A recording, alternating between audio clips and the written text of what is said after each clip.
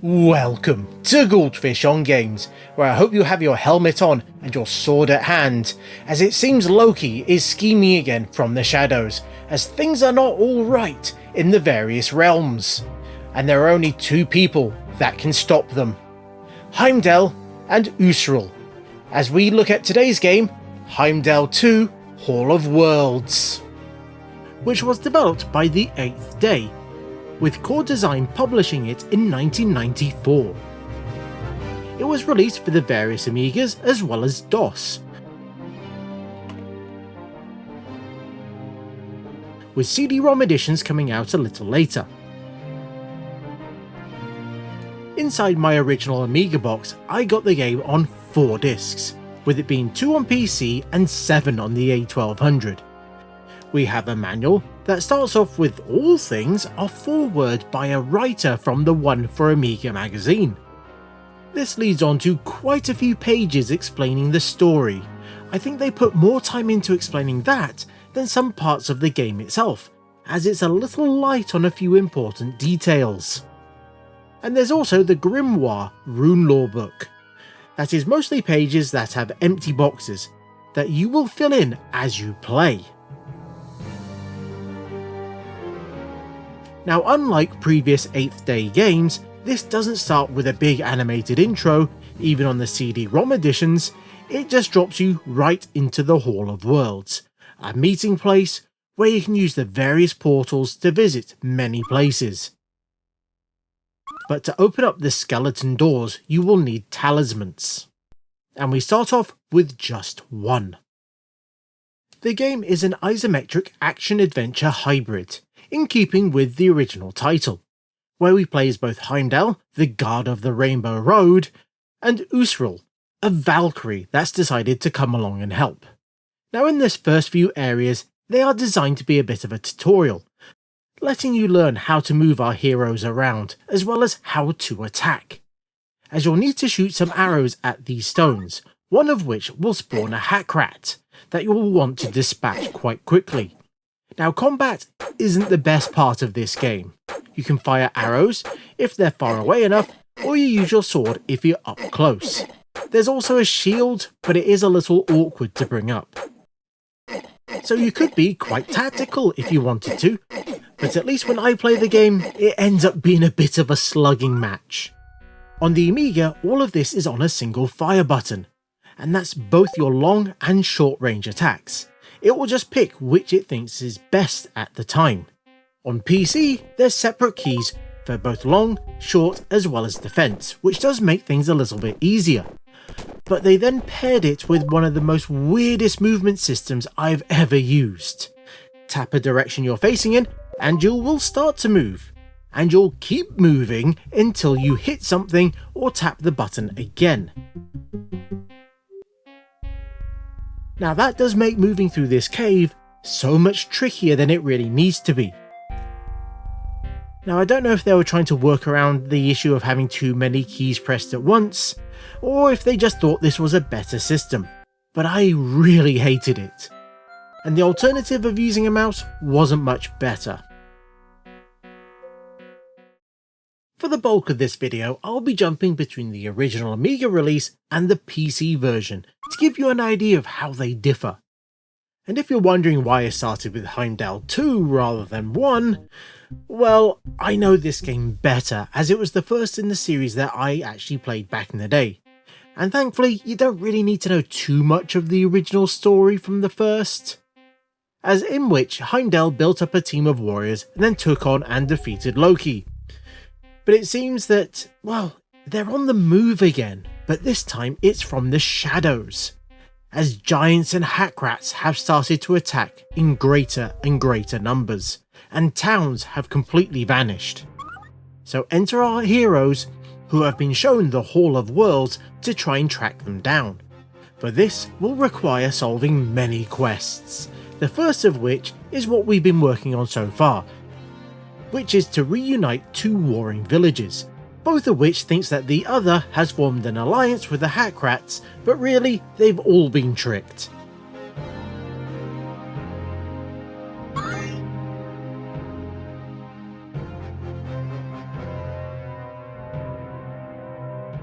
and it doesn't take too much to sort it out really. Mostly stealing an item from one village, giving it to the other. And that solves a lot of it. Now, is it bad that we've tricked the villagers into coming back together? Well, seeing that they were tricked into falling out in the first place, I don't think so. But if all it really took was a bit of jewellery to bring them back together, then I think they really deserved each other anyway.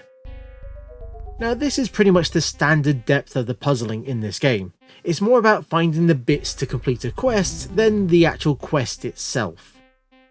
Now later on, we'll head to a castle to meet a king, and wow, just look at the goofy looking rug here. Now, we're not here to look at the decor, as it turns out the prince is missing, and we are going to go find them. Now, where are they? Well, it turns out they're in the king's own dungeons. Didn't anyone look down here? There's a very vigilant guard on the door as well, and they're only a single floor down. They could have just shouted. Even if the king's helper was getting in the way, you'd have thought someone else would have noticed them. And oh, by the way, when they say don't enter that other room, don't. Our main goal in each of the worlds is to try and find the Rogel, a MacGuffin that is reported to have the power to take on Loki. And we find the first one here in this castle, behind a few basic puzzles. To find more parts, we're also going to have to acquire the amulets. Now these open the doorways in the Hall of Worlds. Now before we leave Midgard to head on to Utgard, I want to talk about the differences between the main versions, which means the original Amiga, the AGA release, and the DOS version, as the artwork does differ between them in interesting ways. The original Amiga was obviously the base for all of this, and I'm a big fan of how it looks. Actually, I like how all of them look, and I think they're all great, but it is interesting to see how it changed. The main sprite, for example. Now, I prefer how it looked originally. I'm not sure the extra shading and new colours particularly improved on them. But the backgrounds, I think the extra colours and detail they added here makes the places look so much nicer. But quite often on the AGA version, this did mean losing out on some of the animations, like the rippling water for example. Now some of these returned for the DOS release, which was nice to see, but not all of them came back. So when it comes to the updated graphics, the DOS version might slightly edge out the AGA release, but I'm still a huge fan of the clean lines and colouring of the original Amiga version. But visually, you can't go wrong with any version of the game.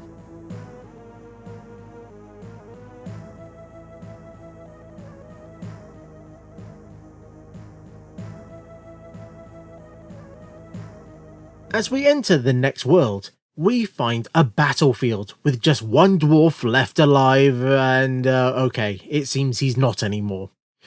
To finish our chat with them, we're going to have to follow them into the half-world, which is done like so many other actions in this game by firing an arrow into something. Now this will result in us getting our first set of armour, and then an opportunity to talk to another king, who is also having similar issues to the previous villagers. But they don't have anyone that can go and talk to them, so I guess we're going to be getting our steps in today.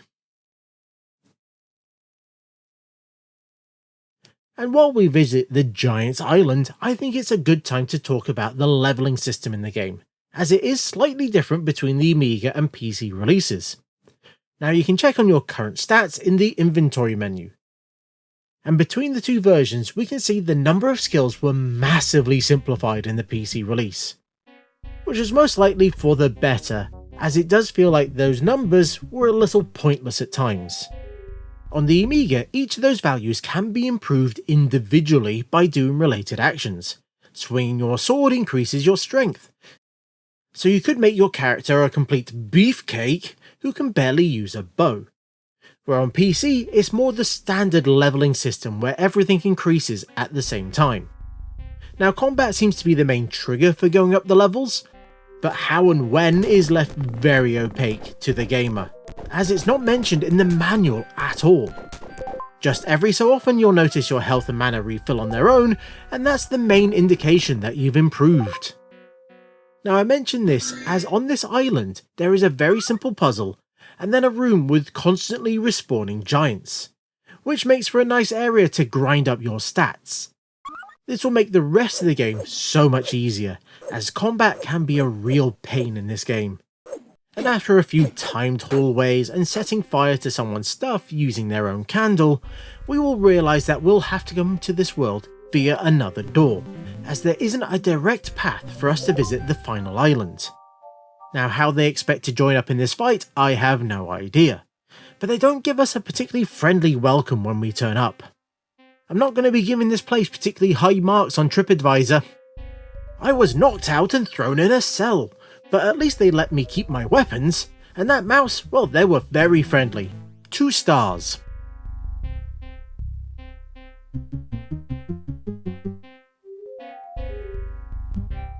The king quickly apologises and then lets us take the next part of the Rogel, which was... why keep it in there? Outside of the grinding, this is actually one of the quicker, more straightforward worlds that we'll visit, which means we're off to the land of Herculan, where a nice wooded grove is where we arrive, where we get to chat with this nice friendly druid, and oh my Odin, is that death?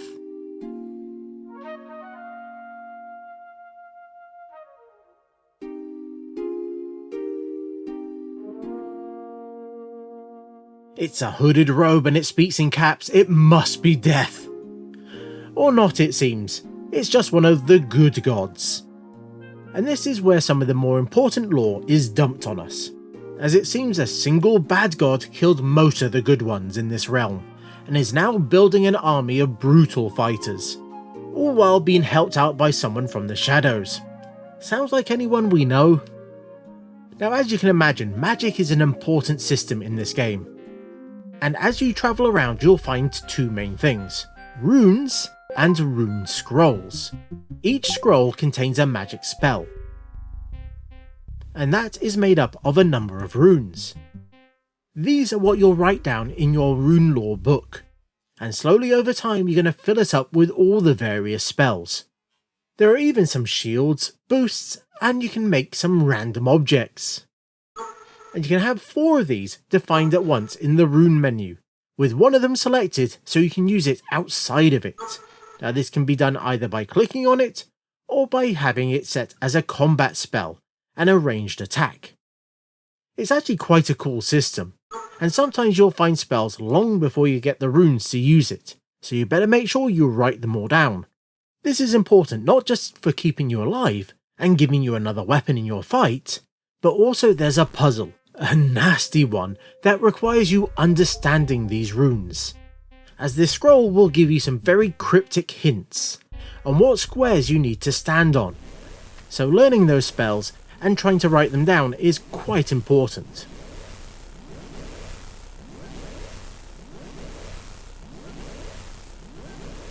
Now after all of this, we'll end up meeting with Ander again.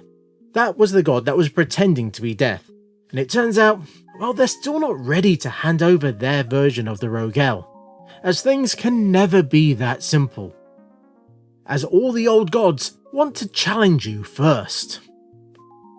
Now there are some fun puzzles here, like working out how to meet death,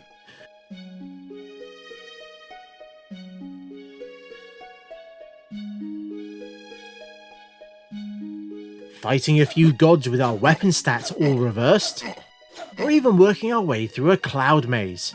But possibly the more interesting one, and one that you can mess up without even knowing about it, is the God of Justice.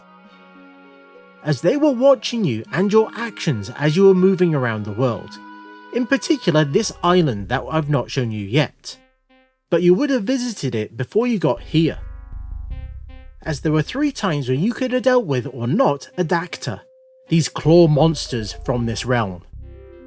Now you'd think taking out these evil creatures would always be the right thing to do, and for the most part that is true.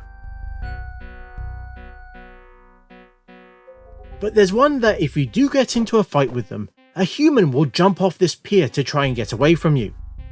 And that turns out not to be a wise move as they can't swim and they will die.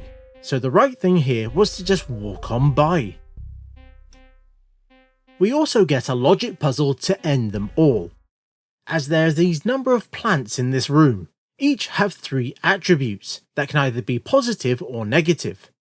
What we need to do is select 3 seeds that when combined will result in a purely positive plant.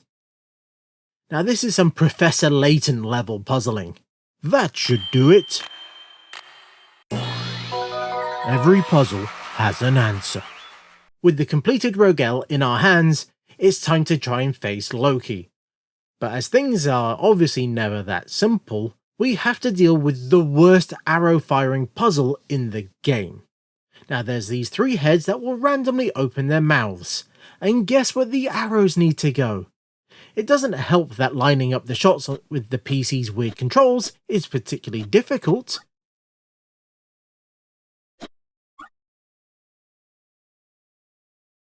But you can just stand there for absolutely ages waiting for one of those gobs to open up, and it won't. It's bits like this and when you have to try and find hidden buttons and doors, that's some of the worst part of this game. We have another hidden door bit when we meet up with Hela, as she tells you that Loki is ready to see you. And you'd figure, well, there's an exit over there, I'll go through it, and no. That turns out to be her chambers, and she does not want you to enter it. Instead, you just have to press a random bit of wall to get a doorway, and you can then move on. And when we finally meet up with Loki, it turns out the ultimate trickster was tricking us all along. And they were using us to try and find the Rogel, as they needed it to launch a major attack.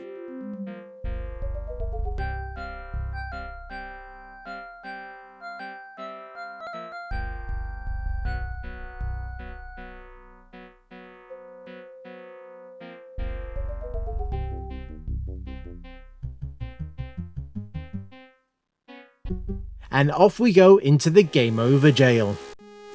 But fear not, with the help of our few friends, we break out of the prison and it's off to fight Loki again, along with the bad god Ashok. Now things progress here much like the rest of the game, as we have a lot of fights and this time against multiple opponents at once, well, at least in the PC version, and there's more hidden doors, puzzling, and other things to round everything out. But there are a few interesting ones to talk about. There's this room with this mirrored version of ourselves, and a floor full of icons that will do different things when either of us stand on them. The goal is to try and make it all the way across the other side to pick up the item at the end of the room, the completed Rogel. But in the Amiga version, you can actually just turn around and let your shadow pick it up for you. Now something that you might have overlooked while playing is leveling up both characters, because for the most part there really isn't any need to switch between them. They really just act like an extra life for most of the game, one that you can't even restore until much later on when you get the resurrection scroll. But in this last section you're going to have to fight against a doppelganger of yourself, and obviously each one has to be defeated by the right hero. So having an underleveled one at this point can be a bit of an issue. And as we get near to the end of the game, I figured it's a good time to sum up my thoughts on it, as I think this is a great little title. It might not have been as inventive as the game that preceded it, and I think the music and sound effects are a little lacking at times. Well, a lot of times in the regular Amiga version. But even in the CD-ROM version, where they added far more music, it does still feel a little quiet at times. I think it's clear that most of the time and storage went into the visuals rather than anything else.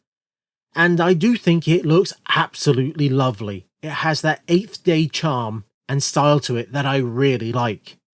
And overall, I did really enjoy playing this game. So if you can track down a copy, then you should do, as I can't recommend it highly enough.